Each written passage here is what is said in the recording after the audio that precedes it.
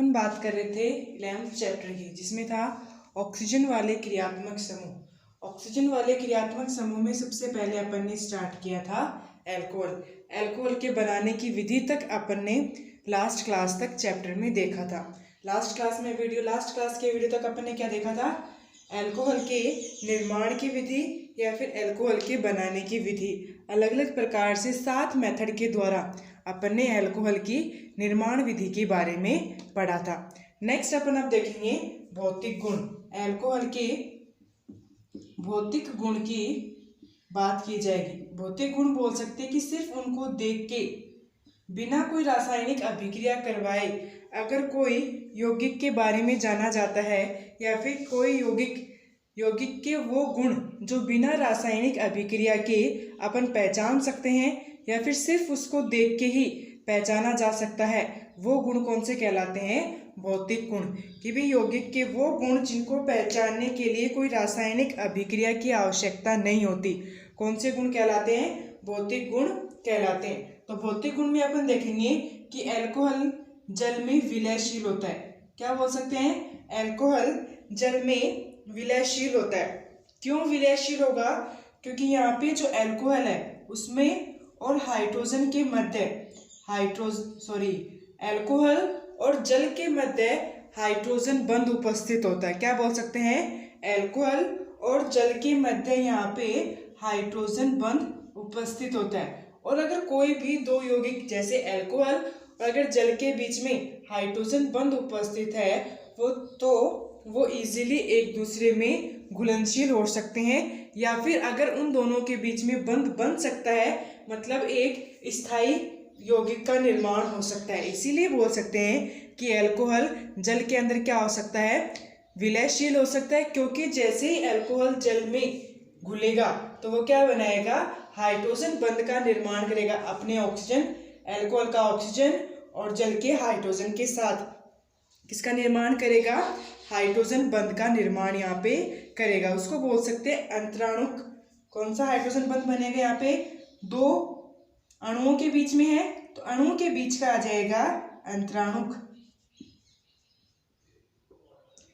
अंतराणुक hydrogen बंध का निर्माण यहाँ पे होगा, जिसकी वजह से बोल सकते हैं एल्कोहल इजीली घुलनशील होता है। किसके अंदर? जल के अंदर। ऐसे क्या होगा? जब ऑक्सीजन आएगा वो जल का, तो वो किसके साथ बंध बनाएगा? एल्कोहल के हाइड्रोजन के साथ बंध बनाएगा। फिर दोबारा से एल्कोहल का ऑक्सीजन जल के हाइड्रोजन के साथ बंध बनाएगा और फिर दोबारा ये वाला बंध प्रकृति चलती रहेगी। तो इसीलिए बोला गया है कि एल्कोहल जल में घुलनशील होता है, विलयशील होता है, क्योंकि वहाँ पे एल्कोहल और जल के अणु के बीच हाइड्रोजन बंध उपस्थित होता है। तो बोल सकते हैं एल्कोहल जल में विलय होते हैं क्योंकि जल के अणु के साथ अंतराणुक हाइड्रोजन बंध का निर्माण करते हैं। क्योंकि यहाँ पे एल्कोहल जल के साथ अंतराणुक हाइड्रोजन बंध का निर्माण यहाँ पे करेंगे, और इसी वजह से बोला जाता है कि एल्कोहल का क्वथनांक ज़्यादा होता है। क्वथनांक क्या बोल सकते हैं? उसको क्वथनांक में परिवर्तित करने के लिए क्या बोल सकते हैं? ज़्यादा से ज़्यादा उसको टेम्परेचर देना पड़ेगा। तो क्या बोल सकते हैं? क्वथनांक हमेशा एल्कोहल का ज़्यादा होता है। बाकी मान लें कि अगर कोई दूसरे यौगिक की बात की जाए, सेम अणुभार है, अणुभार क्या है? दूसरा कोई यौगिक है, जैसे हाइड्रोकार्बन CH का कोई यौगिक है, CH का यौगिक, कार्बन और हाइड्रोजन का यौगिक, अगर उसका अणुभार एल्कोहल के अणुभार के बराबर है, बोला कि एल्कोहल या फिर एल्कोहल के इक्वल अणुभार यौगिकों की अगर बात की जाए, एल्कोहल के साथ एल्कोहल जितना ही भार रखने वाले कोई अगर अणु की बात की जाए, तो हमेशा उस अणु के बजाय एल्कोहल का क्वथनांक पॉइंट क्या होगा? ज़्यादा होगा। क्या बोल सकते हैं? एल्कोहल का क्वथनांक अपने संगत अणुभार वाले हाइड्रोकार्बन या तो CH ग्रुप उपस्थित, समूह उपस्थित, या फिर बोल सकते हैं ईथर हो सकता है, या फिर हेलो अल्केन यहाँ पे हो सकते हैं। हेलो अल्केन्स हो सकते हैं, लेकिन उनका अणुभार एल्कोहल के बराबर होना चाहिए। तो बोला है कि एल्कोहल का क्वथनांक अपने संगत अणुभार वाले हाइड्रोकार्बन, ईथर एवं एल्कोहल आदि से अधिक होता है। इन सब के बजाय एल्कोहल का क्वथनांक क्या होगा, ज़्यादा होगा, क्योंकि एल्कोहल के अणुओं के मध्य क्या उपस्थित होता है, अंतरा अणुक हाइड्रोजन बंध पाया जाता है। जैसे ये क्या करता है, एल्कोहल जल के अणु के साथ क्या कर सकता है, अंतराणुक हाइड्रोजन बंध कर सकता है। ऐसे ही अगर इसके क्वथनांक की बात की जाए तो वो क्या करता है, अपने सेम अणु के साथ, सेम अणु है, ये अल्कोहल का ROH और ये अल्कोहल, ये दोबारा अल्कोहल और ये कौन सा आ जाएगा, अल्कोहल। अल्कोहल के साथ खुद ही मॉलिक्यूल बार बार एक ही अणु रिपीट हो रहा है, ये अल्कोहल, सेकंड, थर्ड और फोर्थ, 4 मॉलिक्यूल ऐसे ही कंटिन्यू अल्कोहल के अणु जुड़ते जाते हैं। तो अल्कोहल का क्वथनांक ज्यादा क्यों होता है, क्योंकि वो क्या करता है, अपने एक अणु के से एक अणु के इलेक्ट्रोनेगेटिव माइनस के आयनन उपस्थित और दूसरे अणु के प्लस के आवेश उपस्थित हाइड्रोजन के साथ हाइड्रोजन बंध का निर्माण करता है।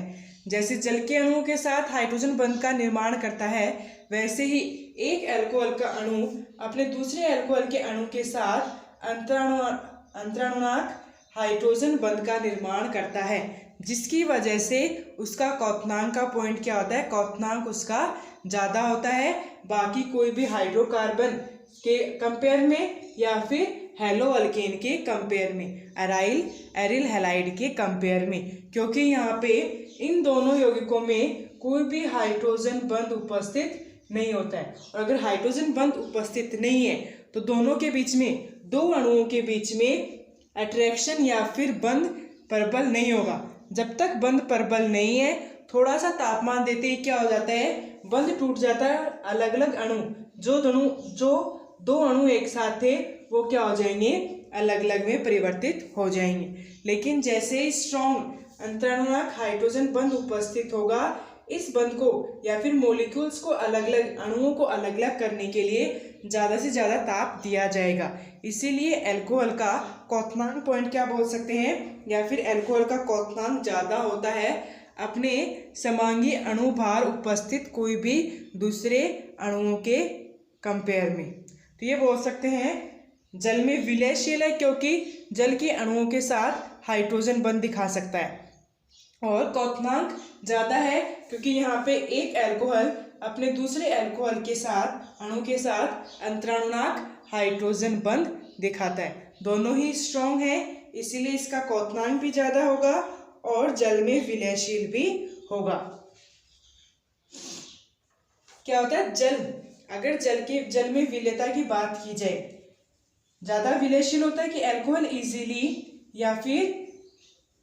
इजीली क्या बोल सकते हैं, जल के अंदर विलय हो सकता है। लेकिन जैसे जैसे अणुभार बढ़ेगा भी अल्कोहल पे अल्किल समूह जैसे जैसे बढ़ेगा, मैं बोल सकते हैं कि निरंतर अल्कोहल जल में अधिक विलय होता है, लेकिन अणुभार बढ़ने पर विलयता घटती है क्योंकि अणु का जल विरागी भाग बढ़ जाता है। 2 भाग है यहाँ पे, जल विरागी भाग मतलब जो अल्किल समूह अपन ने लिया है, ROH है, ये दोनों तो बंध बनाने के लिए काम आते हैं। लेकिन जैसे ही अपन अल्कोहल की भार बढ़ाएंगे मतलब वहाँ पे अल्किल समूह बढ़ाएंगे और H तो सेम रहेंगे। अगर कोई भी अल्कोहल की बात की जाती है तो यहाँ पे ऑक्सीजन और हाइड्रोजन तो सेम रहेंगे, लेकिन यहाँ पे क्या हो सकता है, सबसे छोटा अल्कोहल क्या हो सकता है, CH3OH। जैसे ही भार बढ़ाएंगे CH3 CH2OH बन जाएगा, और अगर फर्दर करेंगे CH3 CH2 CH2OH। तो सबसे ज़्यादा भार वाला सबसे बड़ा मॉलिक्यूल थर्ड वाला, और फिर से छोटा फर्स्ट, सेकंड, और सबसे छोटा कौन सा आ जाएगा, फर्स्ट। तो बोला कि जैसे ही अपन बात करेंगे अणुभार बढ़ाने की, यहाँ पे एक CH3 है, यहाँ पे CH2 बढ़ गया और यहाँ पे 2 CH2 बढ़ गए। तो जैसे फर्स्ट से सेकंड, सेकंड से थर्ड जाएंगे तो अल्कोहल का अणुभार बढ़ रहा है। कितना अणुभार बढ़ रहा है, अगर एक एक मॉलिक्यूल की बात की जाए तो पर मॉलिक्यूल CH2 जितना अणुभार बढ़ रहा है, लगभग 14 अणुभार वहाँ पे बढ़ रहा है। मतलब कि जैसे जैसे अणुभार बढ़ेगा अल्कोहल का, क्या बोल सकते हैं, R ग्रुप बढ़ेगा। अल्किल समूह यहाँ पे बढ़ेगा, क्योंकि यहाँ पे क्या है, इसको बोल सकते हैं जल विरागी भाग, जो जल में घुलता नहीं है। ठीक है, तो जल विरागी भाग बढ़ता जाता है। जैसे जैसे अल्कोहल का भार बढ़ेगा वैसे वैसे अल्कोहल में जो जल विरागी भाग है वो बढ़ता जाता है। इस जल विरागी भाग के बढ़ने की वजह से अल्कोहल की जल में विलेयता क्या होती जाती है, घटती जाती है और डिक्रीज होती जाती है।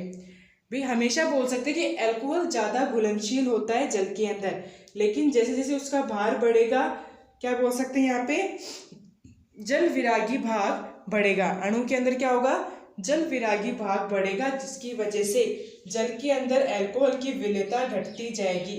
जल विरागी भाग बढ़ने की वजह से जल में विलयशील है, लेकिन अपने को देखना पड़ेगा जैसे जैसे अणु भार बढ़ेगा विलेयता घटती जाएगी, क्योंकि अणु का जल विरागी भाग वहां पे बढ़ता है। तो ये हो गया कि भी जल में विलयशील है, कब तक विलयशील, या फिर स्पीड ज्यादा अणुभार में ज्यादा होगी या फिर कम अणुभार में ज्यादा होगी। तो जब तक अणुभार कम रहेगा जल में विलयशीलता क्या रहेगी, अल्कोहल की ज्यादा रहेगी, और जैसे जैसे अणुभार बढ़ेगा वैसे वैसे क्या बोल सकते हैं, वैसे वैसे जल में विलयशीलता घटती जाएगी।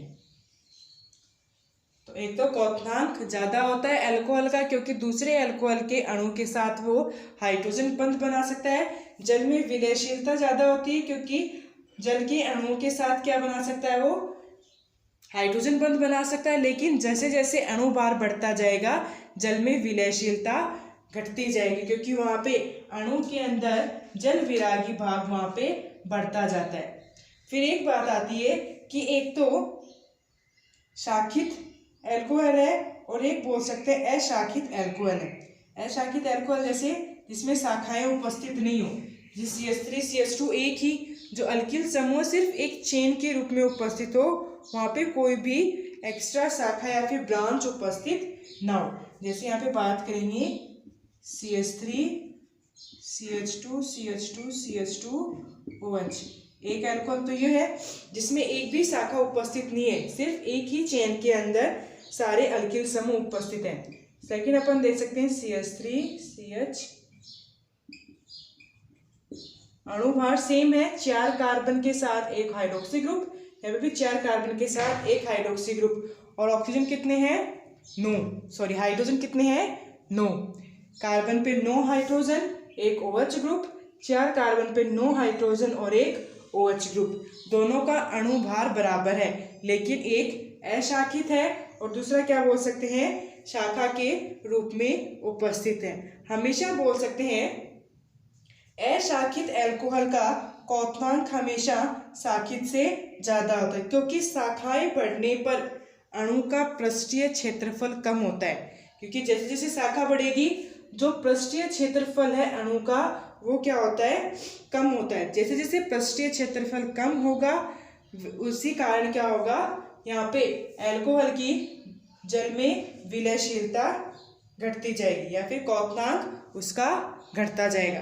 तो जैसे जैसे शाखा बढ़ेगी वैसे वैसे क्षेत्रफल क्या होगा, कम होगा, और जैसे जैसे क्षेत्रफल कम होता है उसके कारण आकर्षण बल में कमी आती है। आकर्षण बल मतलब एक दूसरे की तरफ, एक अल्कोहल का दूसरे अल्कोहल की तरफ जो आकर्षण है, जो हाइड्रोजन बंध के द्वारा आकर्षण है, वो क्या होता जाता है, कम होता जाता है, जिसकी वजह से क्वथनांक में कमी आती जाएगी। तो इसलिए बोला गया है अशाखित ज्यादा क्वथनांक रखता है शाखित के बजाय, क्योंकि इसका शाखित का पृष्ठीय क्षेत्रफल कम होता जाता है, जिसके कारण आकर्षण बल में कमी आ जाती है और क्वथनांक का मान कम हो जाता है। इसलिए शाखित का कम होगा और अशाखित का क्वथनांक ज्यादा होगा, सिर्फ क्षेत्रीय पृष्ठीय क्षेत्रफल डिक्रीज होने के कारण, क्योंकि जैसे ही शाखित में परिवर्तित होगा पृष्ठीय क्षेत्रफल क्या होगा, कम होता जाएगा। जैसे अगर 5 कार्बन की बात करें CH3 3 4 5, क्योंकि 4 वाले कार्बन को अपन सिर्फ इन 2 तरीकों से ही लिख सकते हैं, एक्स्ट्रा शाखा उसके ऊपर और नहीं लगा सकते। इसलिए अगर 5 कार्बन की बात करें सीधी एक चेन में उपस्थित है, अगर सेकंड वाले की बात करें CH3, इस CH पे क्या आ गया CH3 समूह, CH2 CH2 OH, एक शाखा उपस्थित, सबसे पहले एक चेन में उपस्थित था, फिर दूसरे वाले में क्या उपस्थित है, एक शाखा यहाँ पे उपस्थित है। जैसे इधर लिख सकते हैं CH3 CH2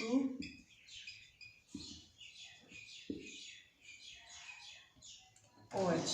और अगर थर्ड वाले की बात की जाए उसमें अपन एक के बजाय दो शाखा लेके चलेंगे। जैसे ही दो शाखा लेंगे CH3 C पे CH3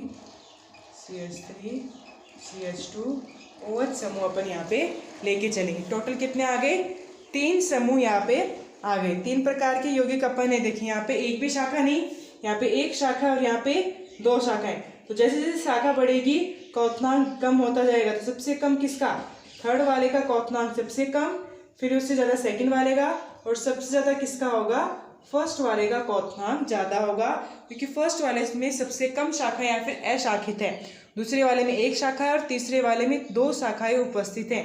तो जैसे जैसे शाखाएं बढ़ेंगी वैसे वैसे क्वथनांक में क्या आएगी, कमी आएगी।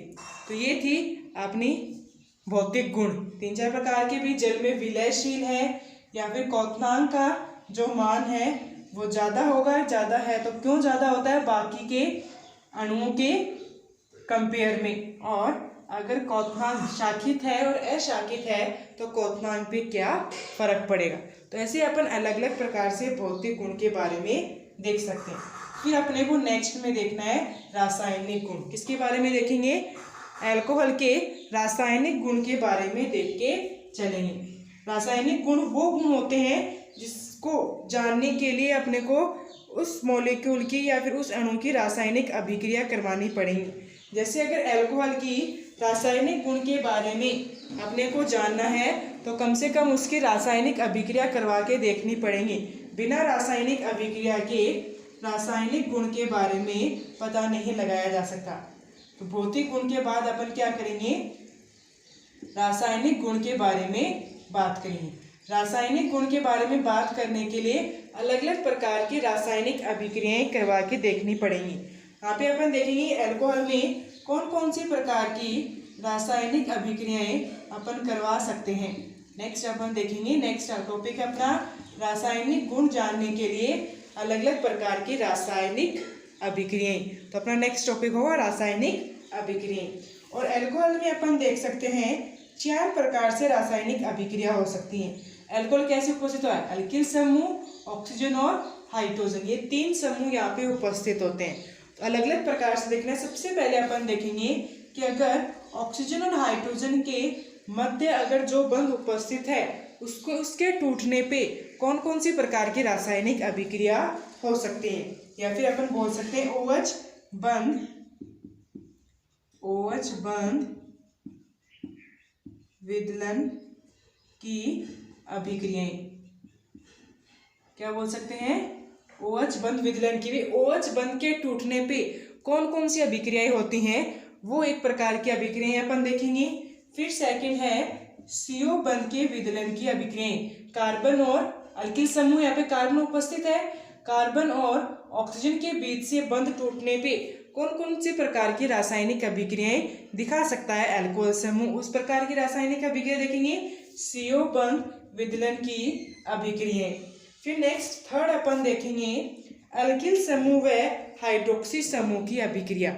2 समूह यहाँ पे उपस्थित है, एक अल्किल समूह है और एक हाइड्रोक्सी समूह। एक ही समय में दोनों पे, अल्किल पे भी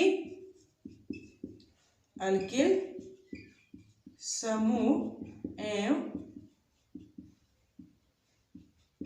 हाइड्रोक्सी समूह की अभिक्रियाएं। 2 समूह उपस्थित है, एक अल्किल समूह उपस्थित है और एक हाइड्रोक्सी समूह उपस्थित है। तो एक ही साथ अल्किल और हाइड्रोक्सी समूह दोनों की अभिक्रियाएं कैसे हो सकती हैं और अभिक्रिया होने पे कौन कौन से उत्पाद का निर्माण हो सकता है वो अपन देखेंगे थर्ड प्रकार की रासायनिक अभिक्रिया में। और फिर फोर्थ प्रकार की में देखना है कि जो हाइड्रोक्सी समूह में ऑक्सीजन उपस्थित है, हाइड्रोक्सी समूह में क्या है, ऑक्सीजन उपस्थित है और ऑक्सीजन पे हमेशा क्या उपस्थित होते हैं, 2 लोन पेयर उपस्थित होते हैं, इलेक्ट्रॉन युग्मन उपस्थित होते हैं। यहाँ पे क्या बोल सकते हैं, ऑक्सीजन पे इलेक्ट्रॉन युग्मन उपस्थित होता है। इस इलेक्ट्रॉन युग्मन के यूज में लेते हुए या फिर काम में लेते हुए कौन कौन से प्रकार की अभिक्रियाएं या फिर उत्पाद का निर्माण अपन देख सकते हैं, वो होगी अपनी फोर्थ प्रकार की रासायनिक अभिक्रिया। तो फोर्थ प्रकार में अपन लिख सकते हैं हाइड्रोक्सी समूह के OH समूह के ऑक्सीजन परमाणु पर उपस्थित इलेक्ट्रॉन युग्मन के कारण अभिक्रिया। ऑक्सीजन परमाणु पर उपस्थित इलेक्ट्रॉन युग्मन अभिक्रिया। इस इलेक्ट्रॉन की वजह से कौन कौन सी प्रकार की अभिक्रियाएं अपन देख सकते हैं, वो अपन देखेंगे 4 प्रकार की अभिक्रियाओं के अंदर। तो रासायनिक गुण के अंदर, रासायनिक गुण वो गुण हैं, यौगिक के वो गुण जिनको पहचानने के लिए अपने को क्या करनी पड़ेगी, कुछ ना कुछ रासायनिक अभिक्रियाएं करनी पड़ेंगी। तो यहाँ पे अल्कोहल के रासायनिक गुण को जानने के लिए अपन ये 4 प्रकार की रासायनिक अभिक्रियाएं करेंगे। नेक्स्ट क्लास में अपन देखेंगे रासायनिक अभिक्रिया अल्कोहल की। आज अपने देखा है फिजिकल या फिर बोल सकते हैं भौतिक गुण के बारे में आज अपन ने देखा है। नेक्स्ट क्लास में अपन देखेंगे रासायनिक गुण में रासायनिक अभिक्रिया और उसमें 4 प्रकार की रासायनिक अभिक्रिया के बारे में देखेंगे।